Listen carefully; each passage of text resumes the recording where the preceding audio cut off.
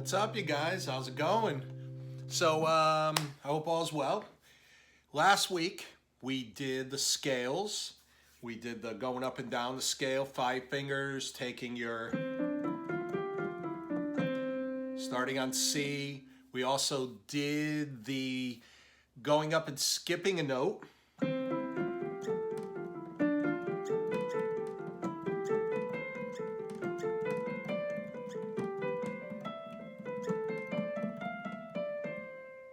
All right. And this week, what we're going to do is look at the chords. 3 note chords. You got 5 fingers. You're going to use your thumb, your middle finger, and your pinky. That is the best fingering because it will give you the most range and the most stretching when you need to play other chords and start moving around. So here we go. We're going to go down to the keyboard. I got a new cool little thing here that my phone is attached to, and I can bend the neck of it. So I'm going to bend the neck down and show the piano. And there we go. All right. So we have our C note, and we're going to play our 5-note scale. All right, one more time. Now, a lot of you remember this. We're going to take the first note, skip a white key, take the 3rd note, that's called the 3rd, by the way, and then the 5th note. And that is called a triad. Tri because it has how many notes? I heard you, you're right. 3 notes. So, if you start it on C, it's a C major chord. If you move it to D, it becomes a D minor chord. If you move it to E, it becomes an E minor chord. If you move it to F, it becomes an F major chord. G becomes a G major chord. And A becomes an A minor chord. B is actually what is called a diminished chord. You don't use it too often. And then we're going to end on the C. So, that's what I want you to practice, is playing the chord and keeping that shape. And you can move this chord anywhere you want around the keyboard, and it is going to sound good, especially when you stick to all the white keys. That is what is called the key of C. This is all stuff that is way more like down the line, a little more advanced. But right now, stick with all the white keys, play every other white chord, every other white note, and you can move it anywhere you want.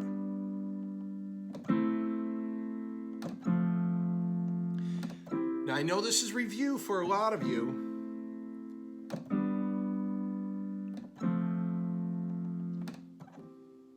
All right.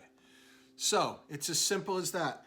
Now, to add in some left hand, all you do is you play with one note with the left hand. If you're playing a C chord, if your thumb is on C up here, you can play a C note, single C note.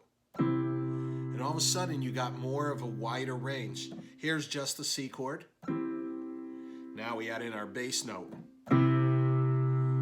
It just adds a lot more depth, and it just makes it a lot more interesting. So what we're going to do is we're going to go C down to G, A, which is right next to it, and F. All right, so we're going to play that. We're going to do that 4 beats each. Just really good practice. If you could play those 4 chords, you could play a lot of songs. Here we go.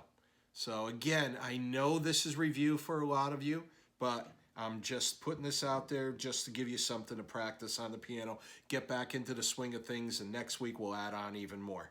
So here we go. C chord, G chord, A minor chord, and F chord, C,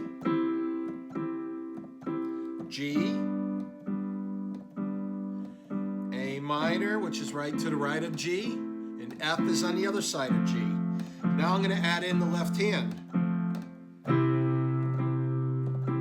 And G note with the left hand, and G chord with the right. A with the left hand. And do that again.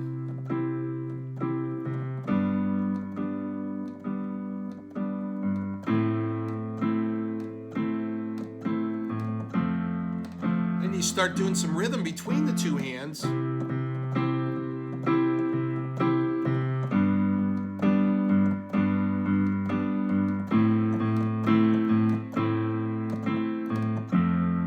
Now it starts really sounding like a song. You can rock the chord back and forth.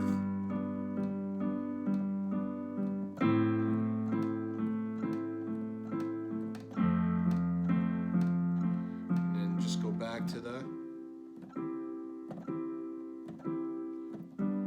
and even though I'm playing the same 4 chords the whole time, it sounds really cool.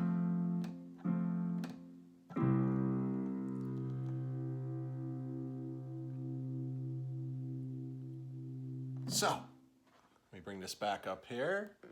That's all I want you to work on for this week, is just working on playing the C chord down 1, 2, 3 notes. So C, B, A, G, the G chord. And you'll see the diagram. I'll probably put it right there. It's going to be right there in a second. C chord, G chord, A note, and F note. You put your thumb wherever your thumb ends up. That is it. Try to play it with thumb, middle, and pinky instead of going 1, 2, 3. That stretch right there is limited. This stretch here, you can really get a wide stretch. Because later on, the next thing we're going to do is work on putting the 2 chords together and using a different voicing when we put 2 chords together. So that is it. That is it for this week. Now, a good practice song, if you really want to get ambitious, is go online. And I know we've done this with 8th grade, but with 6th and 7th, we have not. Go online and look up how to play Let It Be by the Beatles. It's a great song, and it will really, really teach you a lot, but it's not overly difficult. Let It Be by the Beatles. I'll put a link to it in our Google Classroom. All right, you guys, I hope everybody's doing well, and I will see you soon. Bye.